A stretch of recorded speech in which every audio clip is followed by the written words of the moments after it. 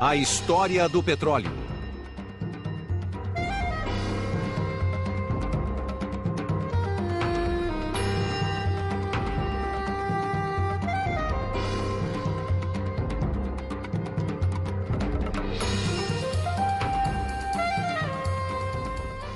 Apenas 100 anos depois do início da civilização do automóvel, os especialistas alertam que o homem já queimou cerca de metade das reservas mundiais de petróleo, que a natureza levou milhões de anos para produzir.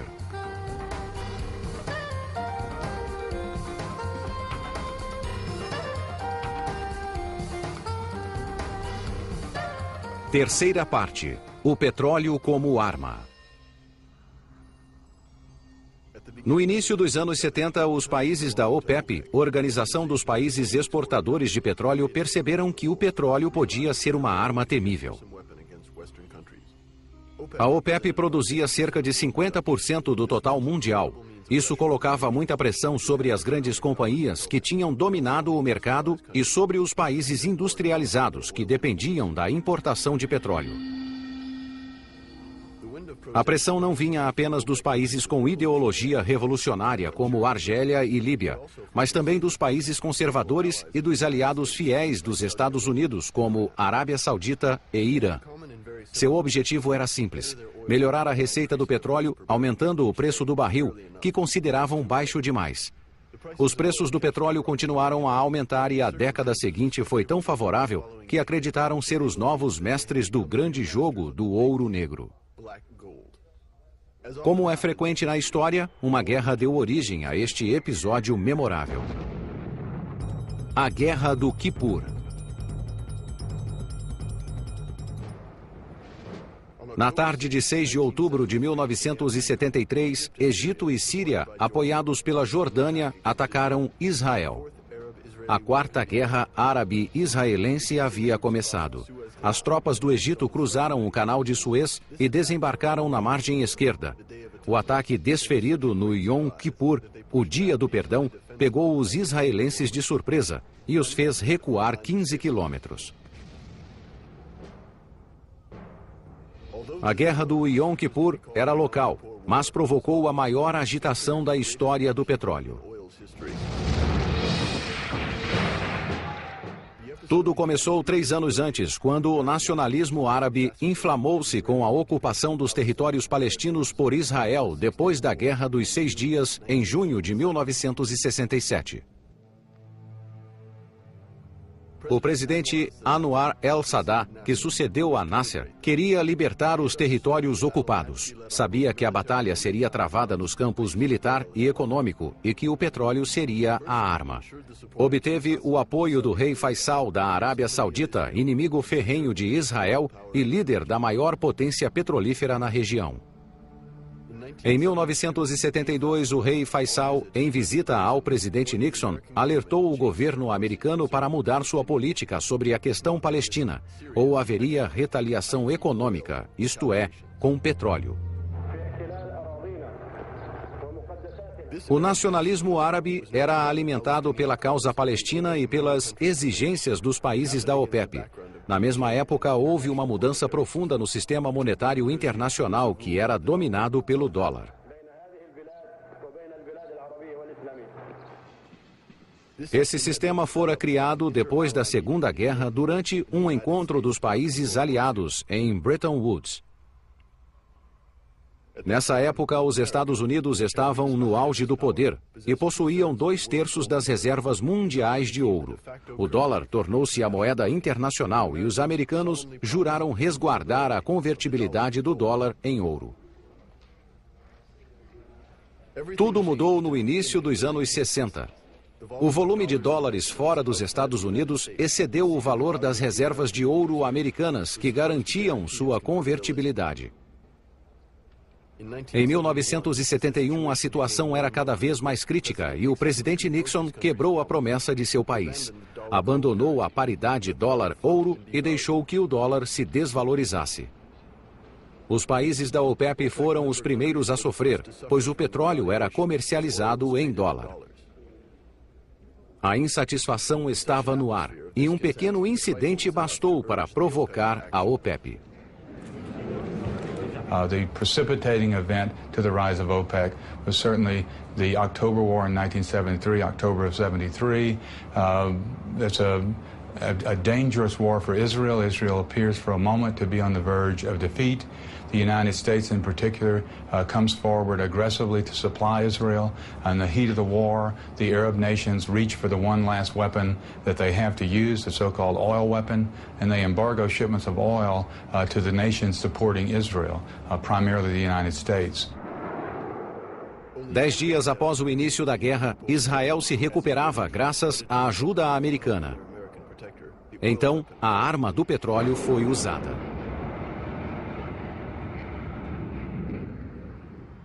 Nos dias 16 e 17 de outubro, representantes de 6 países da OPEP, liderados pelo Sheikh Yamani, ministro do petróleo da Arábia Saudita, e por seu colega iraniano, Amos Eigar, reuniram-se na cidade do Kuwait e decidiram aumentar em 70% o preço do óleo cru. No dia seguinte, Yamani propôs um corte mensal de 5% na produção, até que Israel saísse dos territórios ocupados.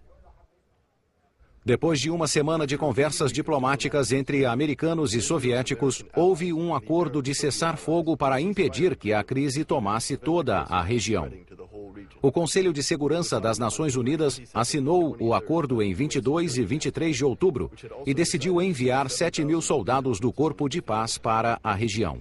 O cessar-fogo fortaleceu a posição dos países da OPEP, que decidiram cortar 25% da produção e criar um embargo total para os amigos de Israel. Os Estados Unidos estavam no alto da lista. We wanted only to attract the international public opinion to the fact that there is a problem between the Arabs and the Israelis. Um último ato dessa rebelião do petróleo aconteceu em Teherã. Em 23 de dezembro, a OPEP aprovou um aumento de 13%. Em 2 meses, o preço do petróleo subiu de $2,5 para $10 por barril. O Shah do Irã declarou: os países industrializados terão de entender que acabou a era de progresso e riqueza proporcionados pelo petróleo barato. A primeira crise do petróleo.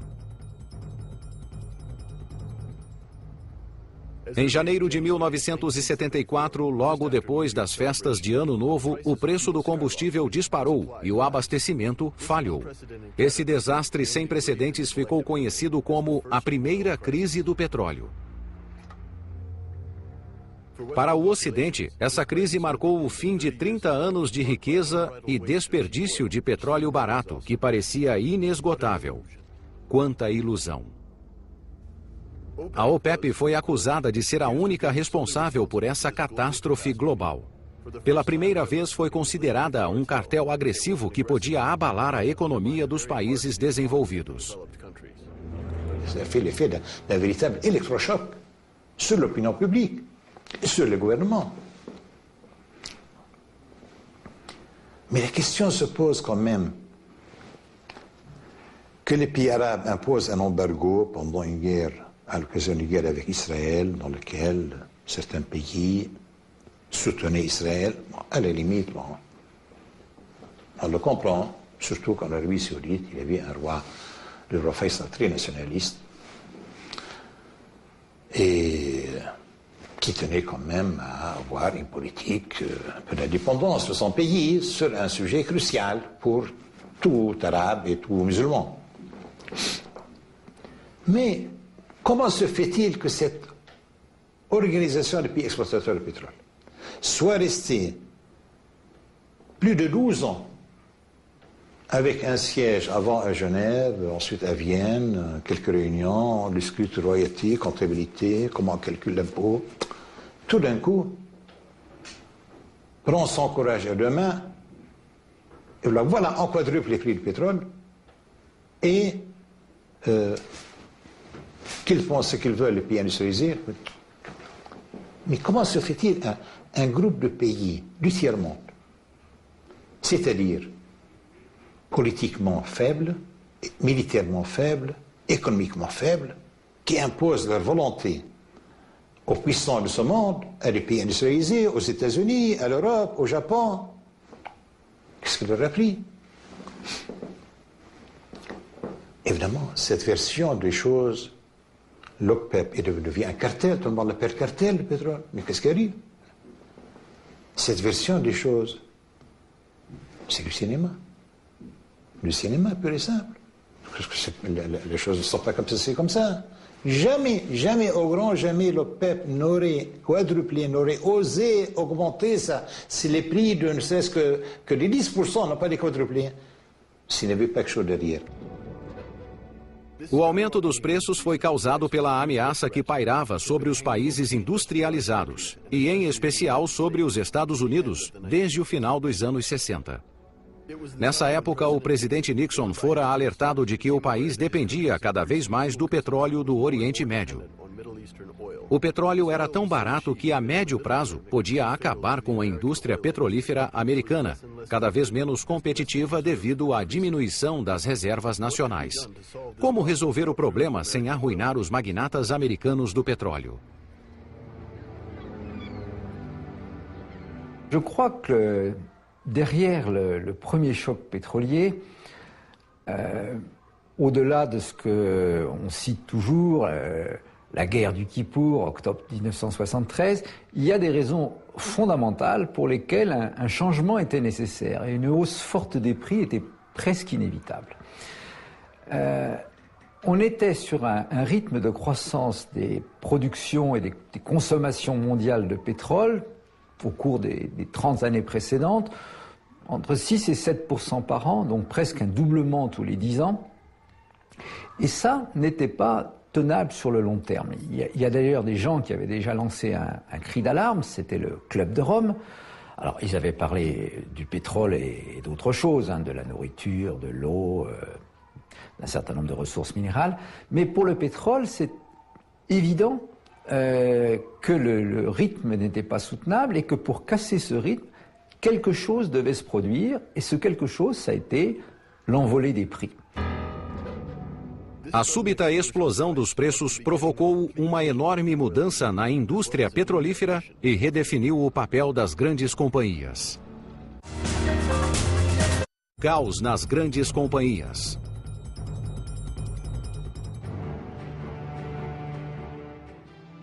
No final dos anos 60, as grandes companhias controlavam todo o processamento do petróleo, do poço às bombas. Usavam um modelo de integração vertical criado 100 anos antes por John Rockefeller. Em 1870, Rockefeller fundou o primeiro império petrolífero, a Standard Oil Company. Depois da primeira crise do petróleo, as grandes companhias foram obrigadas a fazer mudanças drásticas. The majors proved incredibly adaptive, as they always have in their history, to the crisis of the 1970s. They quickly understood that the ground had shifted underneath their feet, and they went about the business of finding a new stance to take toward the producing nations and toward OPEC, capitalizing on their access to the most modern technology. They retained much of the business they had done in the past on different terms, as contractors as opposed to owners. This adaptation proved to be successful for the major oil companies, although it did make their business much more difficult to manage on a worldwide basis. Em consequência da crise de 1973, os países da OPEP assumiram o papel das grandes companhias, nacionalizando e controlando suas reservas de petróleo. Pour simplifier tout ça en deux chiffres, à la veille du choc pétrolier, les sociétés pétrolières privées, enfin privées au public internationales, contrôlaient 80% des réserves et les sociétés nationales des pays producteurs 20%. 10 ans après, c'est les pourcentages inverses, qui sont toujours les pourcentages actuels, c'est-à-dire que les sociétés nationales des pays producteurs contrôlent 80% des réserves mondiales et les sociétés pétrolières internationales 20%. Well, the oil companies, they were happy to withdraw from deciding the price of oil. They were, as the buffer element between the producers and the consumers. And after the October War, and they felt that the heat is too much, they decided to withdraw. They even refused to negotiate with the oil producers about the price of oil. However, a high price of oil is very good for the oil companies. They make a real handsome profit. And this is what happened. And they used that huge profit in investments to explore and develop alternative sources of supply. A transferência do poder entre as grandes companhias e os países da OPEP mudou completamente as regras do mercado do petróleo.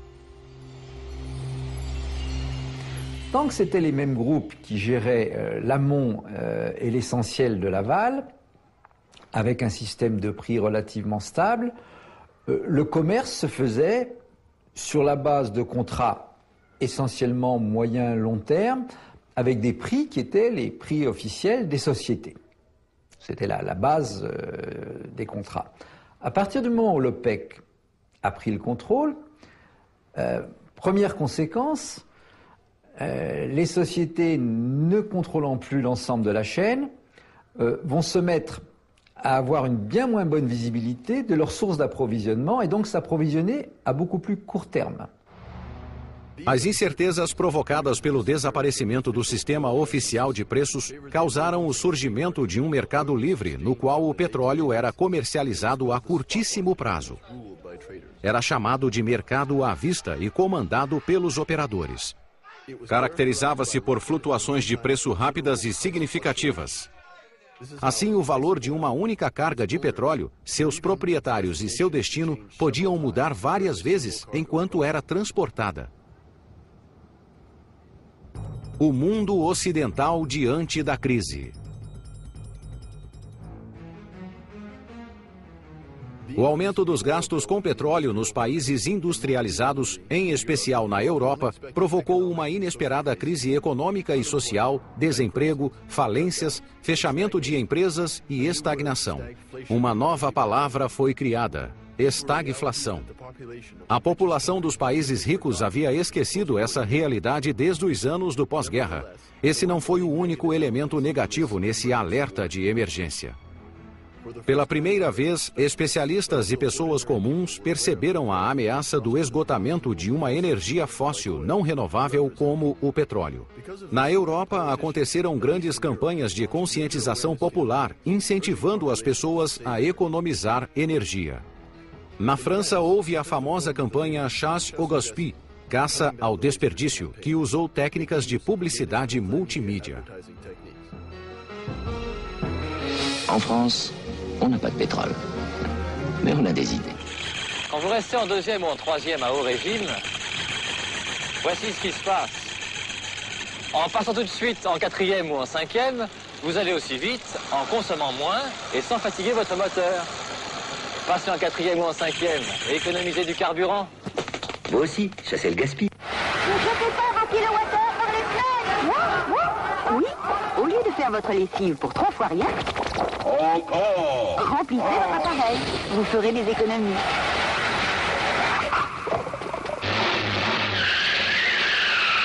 Et pourtant, c'est si simple d'économiser. Accélérer doucement, maintenir une vitesse constante, passer les vitesses en souplesse et éviter les freinages brutaux. Les économies d'énergie, pensez-y.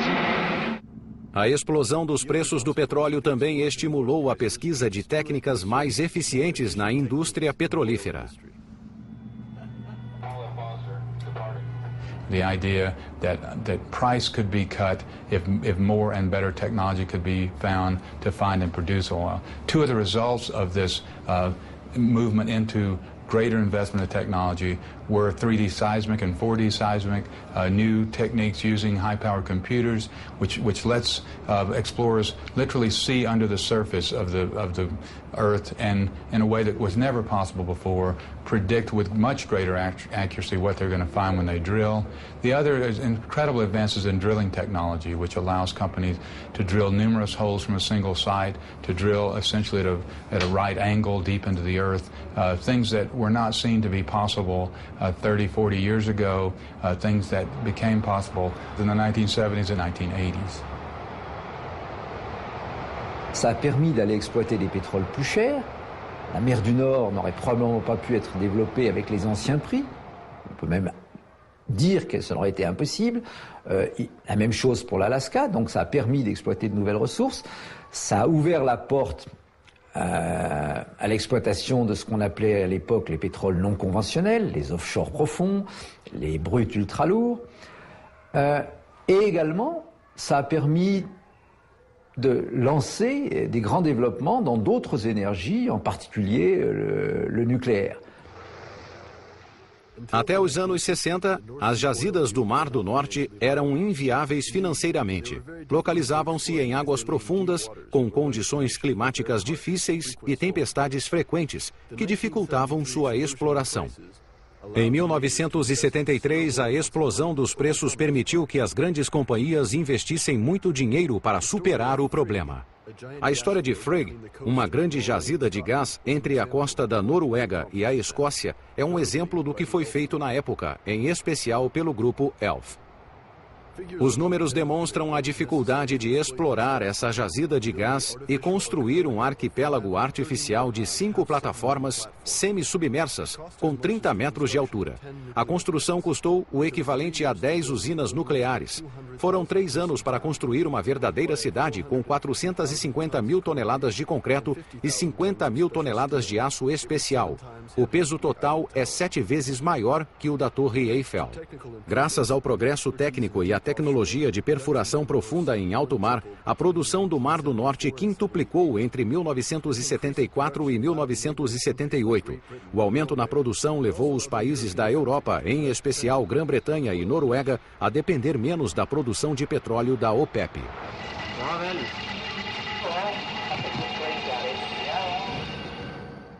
Os americanos também aproveitaram a explosão dos preços para relançar seus programas de exploração em áreas difíceis, como a Baía de Prudhoe, no norte do Alasca.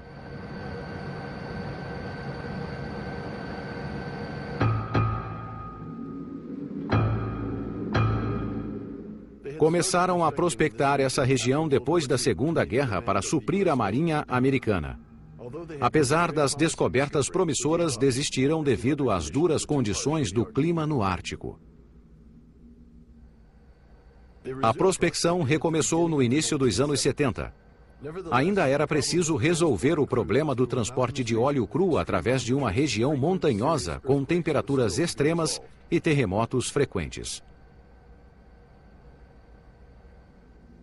A solução foi construir um oleoduto Trans-Alaska, um tubo gigantesco que percorre 1.270 quilômetros, da Baía de Prudhoe, no norte, até o porto de Valdez, no sul. Esse oleoduto teve de ser construído 3 metros acima do solo para não perturbar a migração anual de alces e caribus.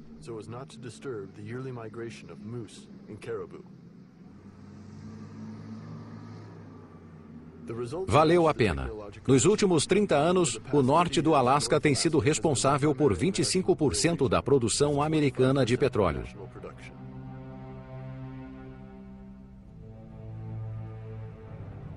Porém, o sucesso inquestionável não reduziu os gastos com petróleo e nem diminuiu a preocupação com o rápido declínio da produção. Estão sendo realizadas várias pesquisas para reduzir a dependência do petróleo. Muitas delas voltam-se para formas de energia renováveis e não poluentes.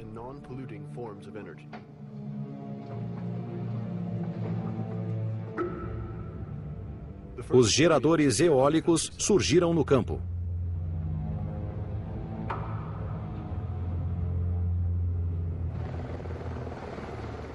As baterias a energia solar trouxeram novas possibilidades para o consumo doméstico. Mas essas formas de energia continuam a ser experimentais por falta de incentivo político.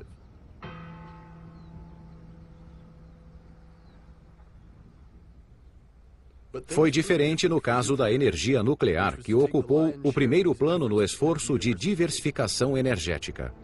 A França assumiu a dianteira na construção de usinas nucleares, superando Estados Unidos, Japão e demais países europeus. Atualmente, a França tem o número mais elevado de usinas nucleares per capita. Em 6 de março de 1974, o programa nuclear francês foi lançado por Pierre Mesmer, primeiro-ministro do governo Pompidou. Mais notre grande chance, c'est l'énergie électrique d'origine nucléaire. Parce que nous avons une bonne expérience dans tout ça. Nous l'avons depuis la fin de la Deuxième Guerre mondiale et nous avons développé toutes les activités nucléaires, civiles et militaires depuis une douzaine d'années, comme vous le savez. Et puis aussi parce que maintenant, nous avons la volonté de le faire, car nous croyons que c'est cela la solution à nos besoins. Et nous avons pris aujourd'hui même une décision très importante. Nous avons pris la décision de réaliser en 1974 et 1975 le lancement de 13 centrales nucléaires de 1000 mégawatts chacune, qui coûtent environ 1 milliard de francs actuels chacune. O discurso foi visto como uma vitória dos partidários da energia nuclear, que tinham grande influência sobre a direção da empresa de eletricidade da França. Valéry Giscard d'Estaing, que sucedeu a Georges Pompidou como presidente, foi o articulador desse ambicioso programa.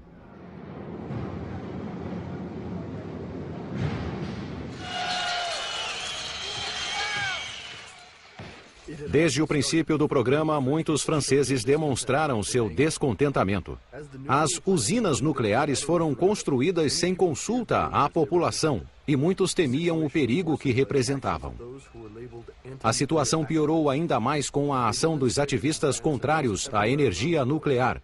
Houve protestos na França e em toda a Europa. Esse foi o início dos atuais partidos ambientalistas. Mas a determinação deles não bastou para impedir o uso de energia nuclear. Nos anos seguintes, a França construiu 19 usinas, no total de 58 reatores de 62 mil megawatts cada.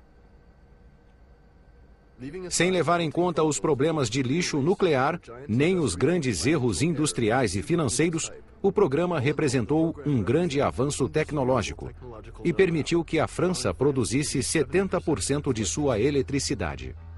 O uso civil da energia nuclear, a economia de energia e a exploração de jazidas não convencionais de petróleo são exemplos do dinamismo dos países industrializados, que lhes permitiu aliviar os efeitos da crise.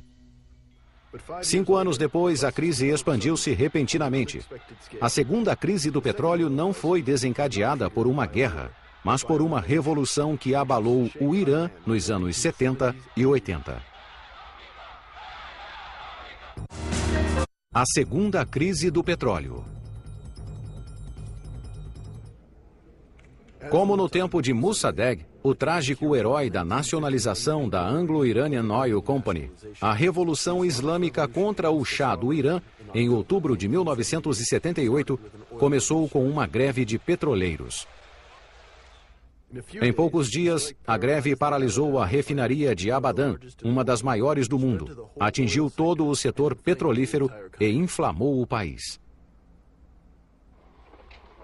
O Ayatollah Khomeini, um ferrenho adversário do Shah, exilado perto de Paris, apoiou a resistência, dizendo que fazer greve de petróleo é obedecer às palavras de Deus.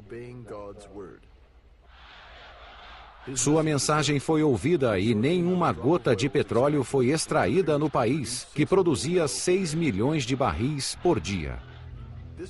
Essa crise aconteceu no outono, a estação em que as companhias petrolíferas aumentavam seus estoques para o inverno. O Irã era o segundo exportador, atrás apenas da Arábia Saudita. A escassez não foi percebida de imediato, pois os demais países da OPEP supriram a produção iraniana. Ainda assim, os preços aumentaram. Essa reação irracional é chamada de histeria de preços pelos especialistas. O que a causou?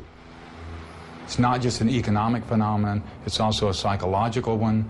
It is a broad proclamation to consumers, to politicians, to producers in the developed world that they are no longer in control of their energy destiny. And this, I think, that psychological impact also has long-term inflationary pressures. It's the inflation built on fear, and you can certainly see that in 1978 and 79 with the Iranian Revolution and the price shock that comes then, the doubling of oil again. Part of that is a psychological response to the memory of 1973, where people are saying, here we go again, we no longer control our own energy source, how can we protect ourselves in the future? And that psychological impact bids up the price of oil dramatically in 1979 and 1980. Em 1979, a agitação transformou-se em rebelião popular liderada pelos mulás. O Shah, doente e enfraquecido, não conseguiu controlar a situação e foi abandonado pelos americanos, exasperados com sua megalomania. O petróleo o levara ao poder depois da queda de Mossadegh, e foi o petróleo que o derrubou. Em 16 de janeiro de 1979, ele foi obrigado a deixar o país e passou o resto da vida no exílio. Em 23 de janeiro, Teherã recebeu como herói o Ayatollah Khomeini. Seu retorno marcou o início da Revolução Islâmica. O caos e os expurgos que se seguiram aprofundaram a crise que abalou o mercado de petróleo. Houve escassez apesar dos esforços da Arábia Saudita para aumentar sua produção e manter o equilíbrio entre oferta e demanda. Entre dezembro de 1978 e maio de 1979, o preço do barril aumentou de 75% a 175%, dependendo do país. Em meio a essa agitação, houve incidentes de fronteira entre o Irã e o Iraque, na região de Shatt el-Arabi, uma área rica em petróleo. 5 anos antes, em Argel, o Shah e Saddam Hussein haviam assinado um acordo de não agressão que deveria acabar com o conflito secular em suas fronteiras. Mas os tempos haviam mudado. Depois da queda do Shah, Saddam Hussein deixou de respeitar o acordo. Ele contava com o apoio político e econômico dos países do Golfo, preocupados com o poder do islamismo no Irã e felizes por deixar o trabalho sujo para Bagdá. Os países do Ocidente e a União Soviética também aprovaram o regime moderno e não religioso de Bagdá. Achavam que poderia ser um escudo contra o islamismo xiita e o deixaram livre para agir. Apoiado por negociantes de armas, Saddam Hussein invadiu o Irã em setembro de 1980. Havia dito aos soldados que seria um passeio, mas foram 8 anos de atrocidades de ambos os lados. Soldados fanáticos, ainda crianças, eram usados como escudos humanos. Milhares de pessoas foram mortas ou feridas. O petróleo logo se transformou em trunfo estratégico na guerra entre 2 dos mais prósperos países da OPEP. Os campos de petróleo eram alvo de ataques por terra, ar e mar. A destruição em massa aumentou o medo de escassez nos mercados de petróleo e alimentou a especulação. O superaquecimento econômico foi até meados dos anos 80, mais de 10 anos depois da primeira crise do petróleo. O crescimento dos países ocidentais diminuiu, mas os piores efeitos foram sentidos nos países do terceiro mundo que não produziam petróleo. O aumento dos custos de energia, que representavam até 90% das importações, provocou grandes consequências econômicas e sociais. Os anos 70 iniciaram um longo período de dívidas excessivas, instabilidade política e migração em massa, cuja causa principal foi a crise do petróleo.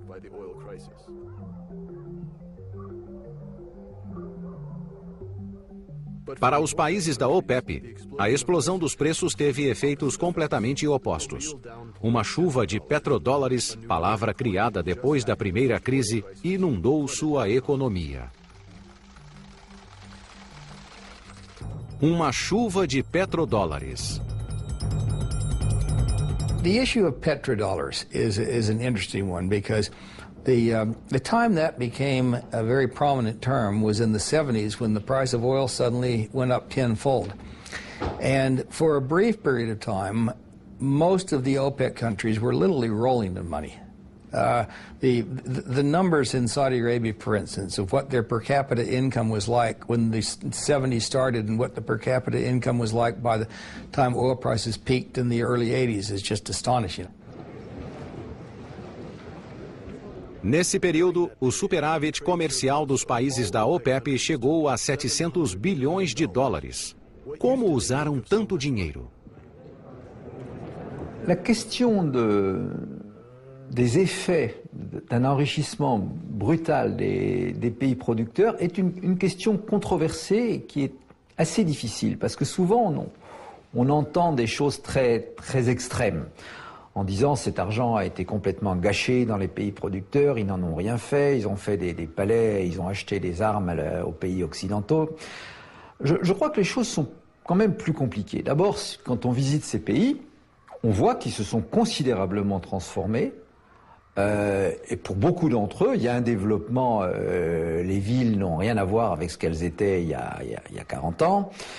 L'éducation, le système éducatif s'est considérablement développé. C'est vrai dans les Émirats, à Koweït, à Qatar, en Arabie même. Les pays ont été considérablement transformés. Donc de dire que rien n'a été fait, ça me paraît une méconnaissance complète du terrain. Il est vrai également qu'il y a eu de l'argent mal employé, des dépenses militaires parfois extravagantes, ou des dépenses somptuaires. Je crois que là, vous savez, les États, c'est pas très différent des individus. Quelqu'un qui s'enrichit brutalement, en général, il fait pas un usage très modéré et très raisonnable de son argent. Donc l'enrichissement rapide conduit à faire un certain nombre d'excès. Alguns países da OPEP souberam usar os petrodólares para se desenvolver. A Argélia foi um deles. Logo depois de sua independência, ainda era impulsionada pela dinâmica revolucionária. C'est incontestablement une chance pour un pays que de disposer de richesses naturelles, y compris quand c'est des hydrocarbures. Aujourd'hui, j'ai même envie de dire que c'est une chance pour un pays de pouvoir disposer d'importantes réserves de pétrole et de gaz. Alors, ces richesses, lorsqu'elles sont bien exploitées, peuvent générer des revenus substantiels qui, lorsqu'ils sont bien utilisés, peuvent permettre de faciliter la tâche aux dirigeants d'un pays pour développer, pour moderniser son économie. Alors la tâche était dure dans un pays comme l'Algérie, et pas uniquement dans un pays comme l'Algérie, dans d'autres pays de l'OPEP. La tâche était dure parce qu'on partait de très très loin. Les structures sociales, les structures économiques n'étaient pas peut-être prêtes à absorber des revenus aussi importants d'une manière centralisée. Il se peut que le problème était génétique au départ. Apesar dessa desvantagem, na Argélia e no Iraque, os setores de saúde e educação tiveram um crescimento extraordinário graças ao dinheiro do petróleo. No entanto, projetos ambiciosos demais ou irrelevantes fracassaram. A indústria pesada é um bom exemplo no caso da Argélia. Mal aconselhados pelos soviéticos, os argelinos lançaram um grande programa industrial para competir com os países ocidentais. Foi um fracasso total. Todos os países da OPEP passaram pelo mesmo tipo de fracasso, que demonstra um problema comum: o subdesenvolvimento. Le sous-développement, ce n'est pas seulement un revenu par tête d'habitant plus faible qu'ailleurs, c'est une mentalité, c'est une composition sociale, intellectuelle, un niveau éducatif, une maîtrise des mécanismes de l'économie, de la croissance, c'est un tout. Et un pays sous-développé est bien entendu moins bien armé qu'un pays développé pour maîtriser des événements majeurs qui bouleversent son destin. Et on le voit très clairement dans la manière dont la manne pétrolière a été gérée par un pays comme la Norvège, pays développé, et par des pays de l'OPEP qui font partie de la zone sous-développée. La Norvège n'a jamais sombré dans les problèmes que les pays de l'OPEP ont connus, car elle a su tout de suite, et c'est la deuxième raison, geler, pratiquement mettre dans un frigo une partie des flux pétroliers, des revenus pétroliers, pour ne pas déstabiliser son économie. Car ce deuxième facteur est très important. Lorsque dans n'importe quelle économie, qu'il s'agisse dans ce cas d'une économie développée ou d'une économie sous-développée, lorsqu'il y a un facteur déstabilisant qui intervient, soudainement, eh bien, si on n'est pas capable de créer une séparation entre ce facteur et le reste de l'économie, on en subit immédiatement et de manière inéluctable les conséquences. Le troisième facteur, c'est un facteur propre à toute rente, qu'elle soit pétrolière ou autre. Une rente, c'est par définition l'assurance d'une source de revenus parfois permanente, durable et importante. Cela veut dire que dans l'esprit des acteurs dans un pays donné, c'est la voie ouverte à la facilité. C'est pas grave si ça va mal, la rente, qu'elle soit pétrolière ou autre, va nous aider a nos en sortir. Na Nigéria, o sexto exportador de petróleo do mundo, essa receita teve consequências catastróficas. O país localiza-se na zona tropical úmida e é um dos mais populosos da África e também um dos mais ricos em petróleo. Quando o dinheiro começou a fluir, o país deixou de plantar cacau e amendoim, suas maiores riquezas desde a era colonial. Em poucos anos, a terra foi abandonada.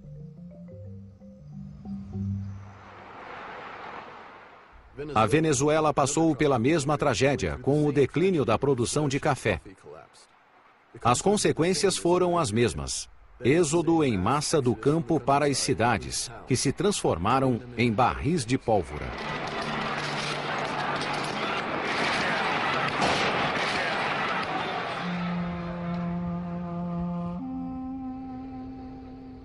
Isso não aconteceu nas monarquias do Golfo. Novas cidades surgiram no deserto para benefício das companhias ocidentais. Foram os exemplos mais claros do efeito do ouro negro nesses países desérticos e subpovoados, sem outra riqueza a não ser o petróleo. Nos anos 70, a riqueza do petróleo beneficiou a população e foi um meio de garantir a paz social, promovendo um modo de vida menos empreendedor e mais voltado para o lazer. Alguns executivos ocidentais e um grande número de imigrantes árabes e asiáticos, vindos de países pobres e populosos, garantiam que tudo funcionasse nos setores público e privado. As famílias reinantes aproveitaram os anos de abundância para enriquecer ainda mais, investindo uma parte substancial da receita de seu país em redes financeiras internacionais, em detrimento de seu país. Nos países do Golfo e também nos países da OPEP, não havia espaço para a democratização nem para o modernismo dos anos 70 e 80. I talked with King Fahd just before I left, and the last meeting that I had with him as ambassador.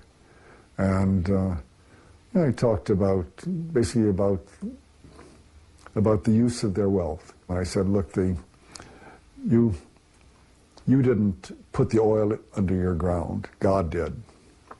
He believed in God. And I knew that he would accept that. In any case, the Arabs had nothing to do with putting the oil there.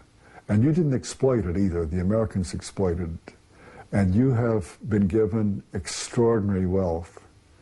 And you have squandered this. Most of it has been wasted. If you use this money wisely, you'll be blessed for 1,000 years. You can transform not only Saudi Arabia, not only the Arab world, but you can transform all of Dar al-Islam, I said. And I said, if you waste this money, your descendants are going to dig up your bones and burn them. Everybody in the world wants to find oil because they think how wonderful this will be, what a great blessing it will be for us, but oil is a curse. No final dos anos 70, um período de extrema riqueza do petróleo, os eufóricos líderes da OPEP ainda não haviam percebido que os petrodólares logo secariam.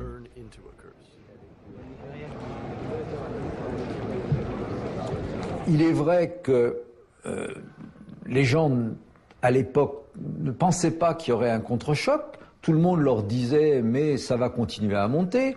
Les experts internationaux disaient « vous en faites pas, en 2000 vous serez à $100 le baril ». Donc ils pouvaient même emprunter, si vous voulez, sur un avenir qui leur apparaissait comme absolument sans problème. Et tout le monde les a encouragés. Donc ils ont quelques excuses. Crise inversa. No início dos anos 80, o poder dos países da OPEP aumentava, enquanto o consumo mundial de petróleo diminuía, graças à economia de energia e ao uso crescente da energia nuclear para obter eletricidade. O mercado de petróleo mudou. A sorte passou para o lado dos países consumidores em 1982, quando houve superprodução de petróleo. Existiam todos os elementos para a terceira crise do petróleo, uma crise inversa. Em março de 1982, a OPEP tentou impedir a crise, limitando a produção por meio de cotas, a fim de controlar o mercado. Mas as necessidades financeiras dos países da OPEP continuavam a aumentar e as cotas não foram respeitadas. Os produtores reduziram preços para conquistar mercados. A competição entre os países da OPEP ameaçou a existência da organização. Só a Arábia Saudita respeitou as cotas.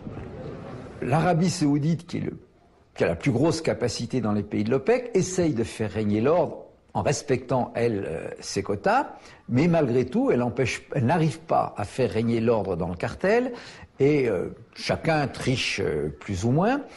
L'Arabie réduit sa production jusqu'à passer à moins de la moitié de sa capacité.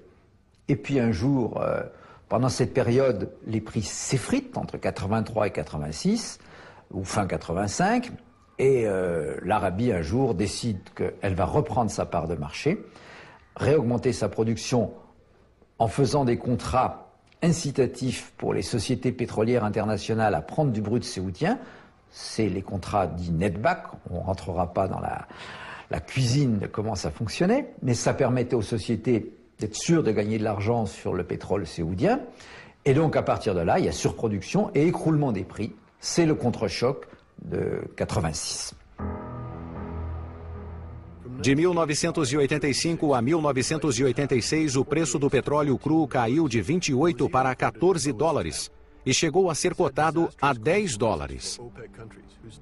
As consequências foram desastrosas para os países da OPEP, cujas dívidas eram altas. Foi o fim de um período de ilusão. Sheikh Yamani, ex-ministro do petróleo saudita, disse: tudo começou com paixão e alegria. Apesar dos alertas de perigo, alguns decidiram aumentar excessivamente o preço do petróleo. Todos ganharam muito dinheiro e iniciaram megaprojetos de desenvolvimento, como se a riqueza fosse durar para sempre. Fomos vítimas de nossos momentos de prazer.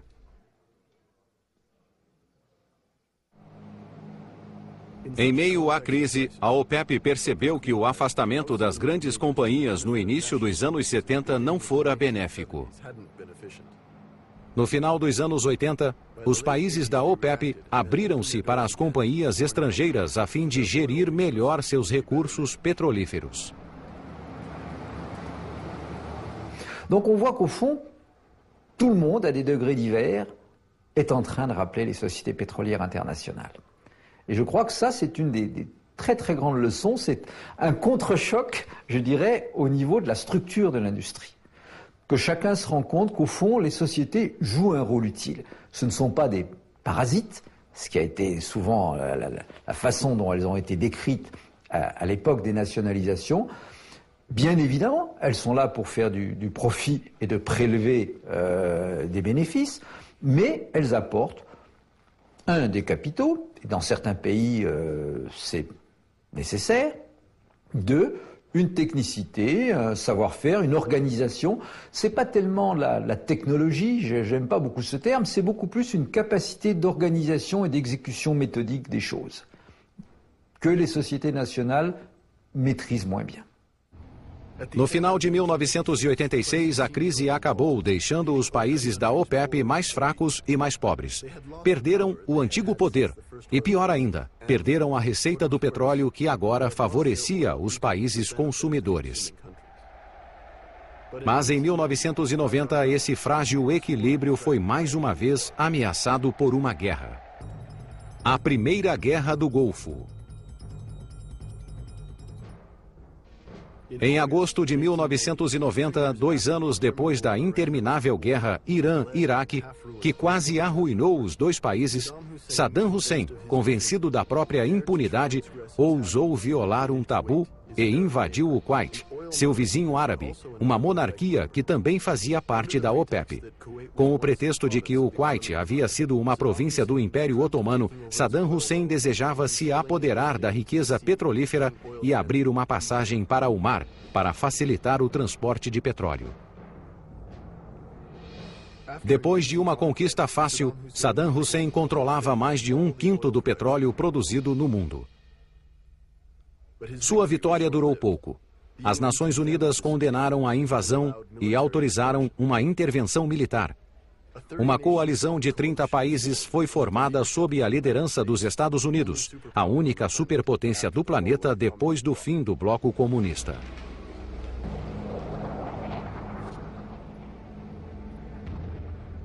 Na noite de 17 para 18 de janeiro de 1991, a Operação Tempestade no deserto começou com ataques aéreos maciços.